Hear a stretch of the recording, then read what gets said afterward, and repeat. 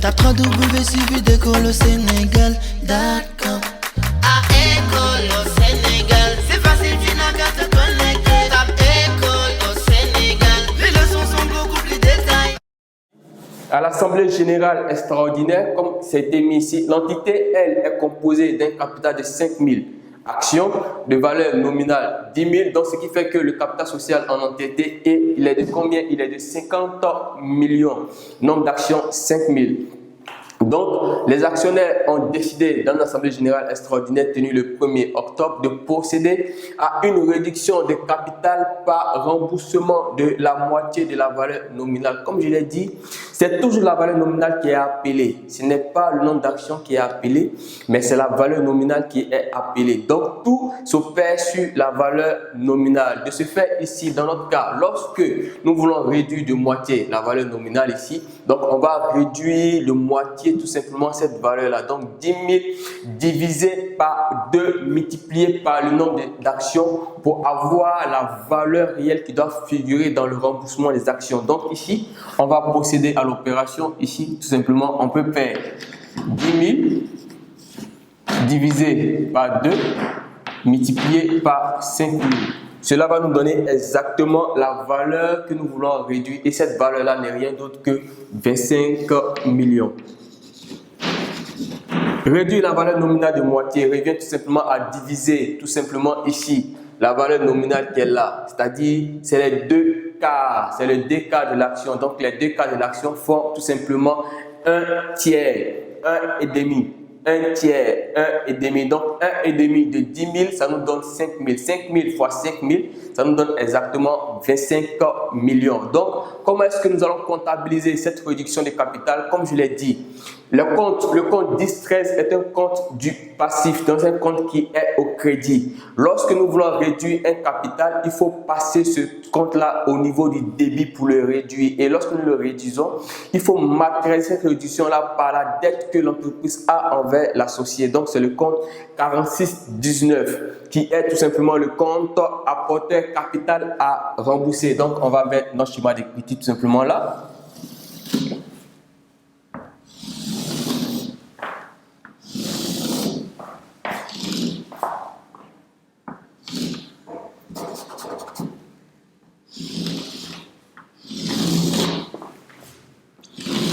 On nous a dit que c'est le 1er octobre que cela a été décidé. Donc, le 1er octobre que cela a été décidé. Donc, on va mettre la date du 1er octobre.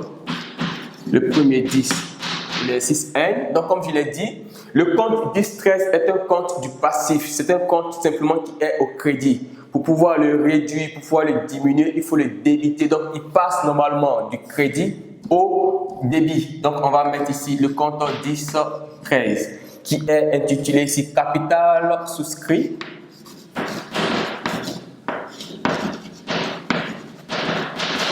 Capital souscrit appelé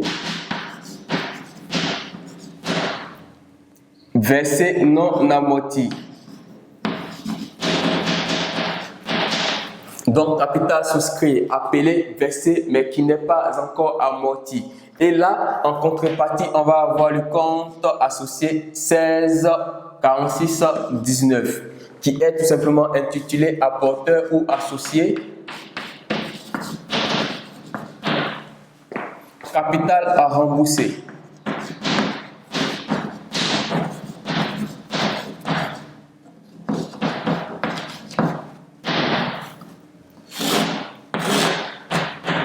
Donc ici, associé, donc on va mettre réduction de capital. Donc réduction de capital. Et de quel montant? Du moitié, parce qu'on a dit que c'est la valeur nominale qui est réduite de moitié. Donc la moitié de la valeur nominale, c'est 10 000 sur 2, ou tout simplement 10 000 multiplié par 2 quarts. Donc ça fait toujours 10 000 sur 2. Multiplié par 5 000, ça fait 25 millions. Donc on va avoir ici le montant de 25 millions. Et au crédit, au niveau du compte 4619, on va avoir également 25 millions. Mais on ne peut pas s'arrêter là parce que c'est un remboursement qui a été fait au compte, sur le compte par rapport aux associés. Pour cela, c'est une dette que l'entreprise a envers les associés. Donc, il faut matérialiser cette dette-là. Donc, pour matérialiser la dette, il faut effectivement que tout simplement le compte banque de l'entreprise soit réduit. Donc, ce compte-là qui avait été auparavant, on a transité, on a réduit, on a enlevé une partie de ce montant qui est dans le compte 10-13 et on l'a mis sur le compte, sur le compte de l'associé qui est le compte 46-19. Donc, il faut matérialiser effectivement que l'argent a été remis aux actionnaires. Pour cela, on va débiter le compte 46-19 par le crédit du compte 521. Donc, 46-19, on va mettre apporteur. Capital à rembourser.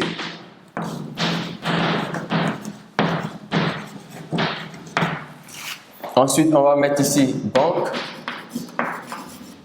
Et le montant qui a été remboursé, c'est effectivement 25 millions.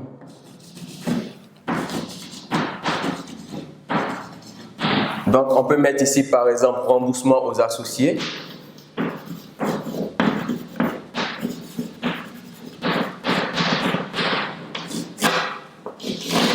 La première critique, comme vous avez vu, la première critique constate la réduction du capital. Donc, le 10-13, normalement, qui est débité par le compte de tout simplement remboursement au fait associé, montant capital à rembourser 46-19. Donc, au deuxième, il faut effectivement matérialiser ce remboursement-là. Pour matérialiser, il faut une sortie d'argent. Et cette sortie d'argent-là est matérialisée par le compte 46-19 et le compte 521, le compte banque qui est normalement diminué. Le compte banque, je le rappelle, c'est un compte au fait de l'actif, donc un compte débiteur qui normalement diminue par son crédit. Donc, en le mettant au crédit, au niveau du crédit ici, on a remarqué que notre compte banque a essentiellement diminué de combien? De 25 millions. Mais ici, si vous regardez, vous allez avoir au fait normalement ce compte-là qui est crédité. Donc, il est débité d'abord, le 46-19 est débité. Ensuite, il est crédité, ensuite il est débité, donc ce compte-là s'annule. Il va rester que dans le compte, au fait, normalement le compte 10-13 et le compte 521. On aurait pu passer directement à cette écriture, mais étant comptable, on a au fait l'obligation de traçabilité. On doit avoir au fait une écriture exacte. Donc de ce fait ici là, on doit matérialiser chaque passage. À chaque passage, on doit le matérialiser à travers une écriture qui est conforme, qui est exacte, réellement, qui reflète au fait la réalité. Donc c'est cela que nous avons passé ces écritures là. Ça, c'est le cadre de la réduction tout simplement du capital. Donc ici, on a réduit le capital de 25 millions. Maintenant, on va passer à notre dernier cas. Et ce dernier cas-là, ce sera l'amortissement. Ici, comme je l'ai mis, c'est la réduction du capital par remboursement. Ensuite, on va passer par ce qu'on va appeler ici le remboursement, l'amortissement de notre capital. Et on va mettre l'exemple là et on va le résoudre de l'autre côté. Donc, dernier exemple. Ok, donc ici, on va continuer avec notre dernier exercice. Donc, c'est la dernière série d'exercices concernant, au fait, normalement, le capital. Donc, ici, dans cet exemple précis, cet exemple, au fait, rejoint le premier, mais il y a une toute petite différence qui intervient, mais c'est toujours le même exercice qui continue, c'est toujours le remboursement du capital. Donc, une entité dont le capital est composé de 7500 actions de valeur nominale 10 000 entièrement libérées. Comme je l'ai dit, on ne peut procéder à une augmentation ou à une réduction du capital si les actions ne sont pas entièrement libérées. Ça, c'est une des conditions, une condition sine qua non pour pouvoir procéder soit à une augmentation ou à une réduction de capital. On ne peut composer, au fait, opérer une augmentation de capital si l'entièreté des actionnaires n'a pas, au fait face à ses obligations, c'est-à-dire libérer l'entièreté des capitales ou bien du capital qui a été appelé. Donc ici, une entité dont le capital est composé de 7500 actions de valeur nominale 10 000 entièrement libérées décide le 1er août d'amortir ces actions de la moitié de la valeur nominale. Comme je le précise, je reprécise toujours en disant que c'est la valeur nominale qu'on rembourse. On ne rembourse pas le capital, c'est la valeur nominale qu'on rembourse. Ce n'est pas les actions qu'on rembourse, mais c'est la valeur de ces actions-là que nous remboursons. Donc, de la valeur nominale les sommes remboursées sont prélevées sur les réserves diverses le même jour. Donc ici, quel est le montant ici normalement que nous voulons rembourser? On a dit que c'est la moitié de la valeur nominale. Donc on possède 7500 actions de valeur nominale 10 000. Donc si c'est la moitié, ça nous donne ici exactement 10 000 que divise par 2, que va multiplier 7500. Donc 10 000 multiplié par 2, par 500, ça fait ici 37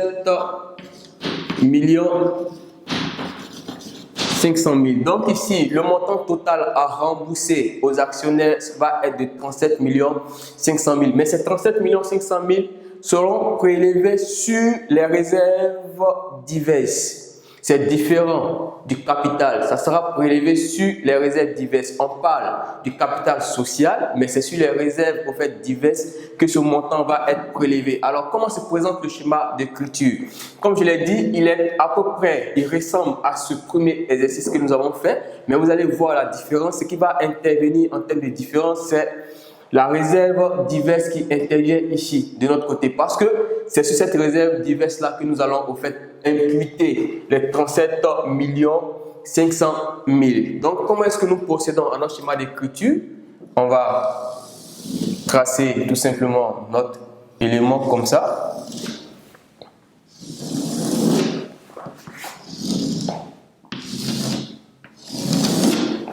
Et on va réduire de moitié, donc débit, crédit. Donc ici, on nous dit qu'il s'agit du 1er août. Donc si c'est le 1er août, on va mettre ici exercice du 1er, 8e mois de l'exercice N. Ensuite, il s'agit d'une réduction du capital. Donc comme c'est une réduction du capital, regardez, c'est toujours la même écriture que nous allons en fait utiliser. Mais cette fois-ci, on va utiliser le compte 10-13 par le crédit du compte 10-14. Pourquoi est-ce que le compte 10-14 intervient?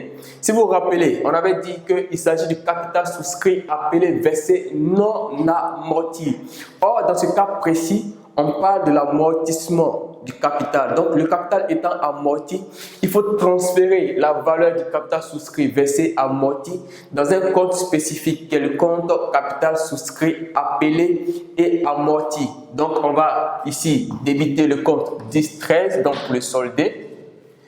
Ça sera ici capital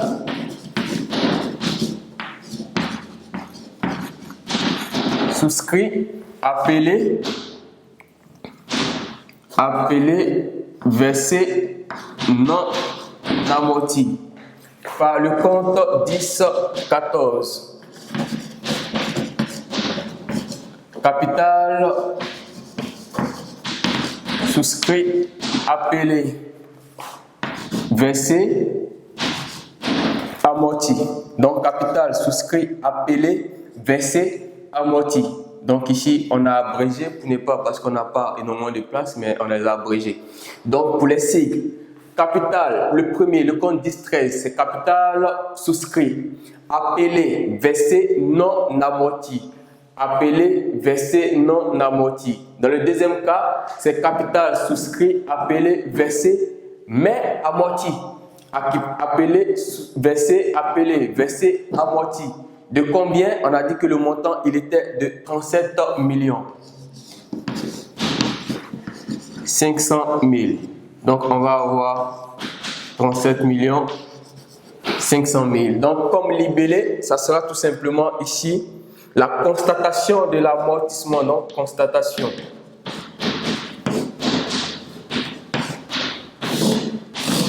Après avoir appelé ce capital-là, au fait, après avoir transféré le montant du 10-13 dans le compte 10-14, on va procéder à ce que nous savons faire maintenant. Donc ici, on a dit que l'imputation se faisait sur tout simplement la réserve diverse, des réserves diverses. Au premier lieu, on avait prélevé directement sur le capital social. Dans le second, la réduction du capital va se faire sur les réserves diverses. Donc on va passer par le compte réserve, qui est le compte 11-18. 11,88, autant pour moi. Je remets ça, je l'écris lisiblement pour que vous puissiez le voir.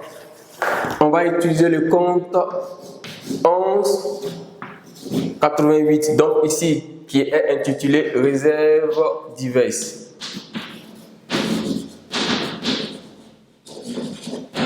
La réserve diverse d'un montant de combien? C'est toujours le même montant, 37 500 000. Ensuite, on va utiliser le compte 46 19. Donc ici, on va avoir le compte 46 19, qui est le compte apporteur. Montant capital à rembourser.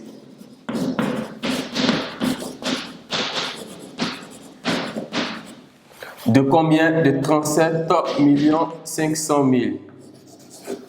Donc, comme ce qu'on avait vu ici, on avait parlé de réduction de remboursement. C'est la même chose qu'on va faire ici. Ça sera en fait ici capital à rembourser. Donc, remboursement.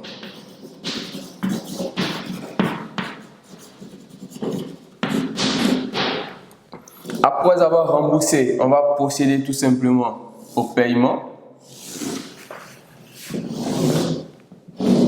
Donc, pour payer, on va débiter le compte 46 19. Donc, apporteur.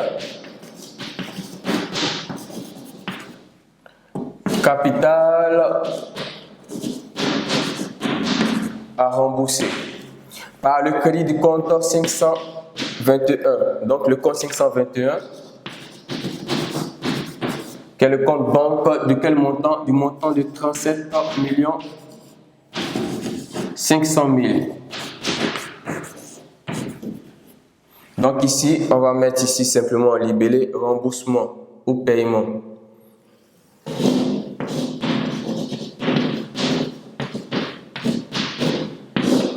Voilà. Ainsi se termine au fait la première partie, donc notre première série d'exercices que nous allons traiter sur tout simplement la constitution du capital. Donc tous les éléments, toutes les variantes qu'on pouvait avoir, on est passé d'abord par la libération intégrale, ensuite la libération partielle, l'augmentation du capital, ensuite la réduction du capital et le remboursement du capital. Donc voilà, si toutes les variantes qui concernent au fait normalement tout ce qui est capital. On est passé au fait normalement sur tous les éléments. La semaine prochaine, on va voir un élément essentiel qui fait partie au fait d'un élément que vous verrez certainement dans votre examen, si cela sort dans la comptabilité des sociétés. C'est tout simplement l'affectation du résultat. Lorsque vous avez, comment est-ce qu'on affecte le résultat? Lorsque vous avez votre compte de résultat dans les différents éléments d'état financier, vous avez le bilan, le compte de résultat, vous déterminez votre résultat. Ce résultat que vous déterminez va être affecté dans tout simplement résultat ou bénéfice à affecter. Et c'est ce bénéfice-là que nous allons répartir. Il y a des obligations qui sont faites à l'entreprise, des mentions qui sont faites à l'entreprise en termes tout simplement de rétention, concernant en fait les réserves.